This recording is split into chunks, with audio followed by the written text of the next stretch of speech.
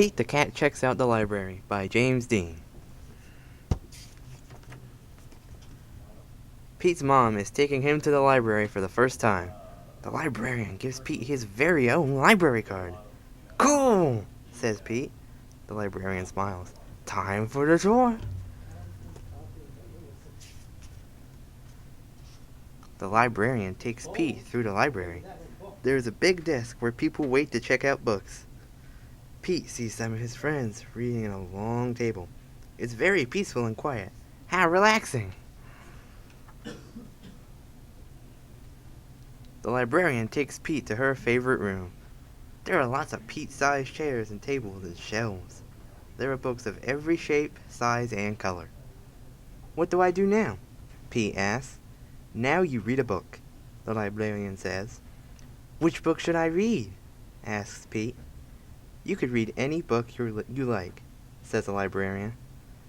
Pete looks around. There are so many books! Pete picks up a book all about airplanes and jets. He reads it and pretends he is a stunt pilot. He flies a super fast jet and does loop-the-loops and spirals high in the sky. Then Pete finds a book with dragons, wizards, and unicorns on the cover. He reads it and imagines that he is a powerful wizard, using magic spells and a special wand to defend his castle against a fire-breathing dragon. Next, Pete opens up a book about spiders and insects. He reads it and imagines that he is a scientist studying all types of critters in the wild. He has to be very still to study some critters, and very fast to study others. Then Pete chooses a book with all sorts of scary monsters on the cover. It is a book of fairy tales. Pete reads it and pretends that he is in a dark, spooky forest trying to outsmart a big, bad wolf. Pete puts that book back on the shelf. It is too scary. Pete opens up a book about the pyramids in Egypt.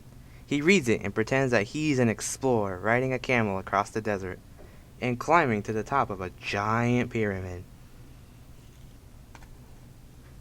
Next, Pete picks a book with all sorts of robots on the cover. He reads it and imagines that he is a robot at a robot dance party. His arms and legs make whizzing sounds when he moves.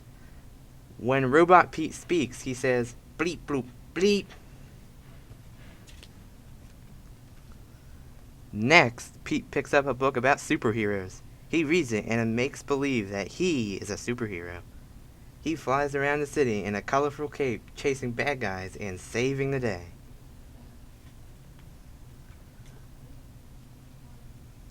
Then Pete spots a big book about the ocean and all its creatures.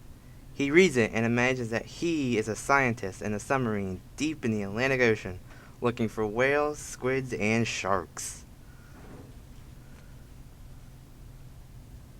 There are so many wonderful books to read at the library. Pete can be whatever he imagines with a book. Reading is super groovy!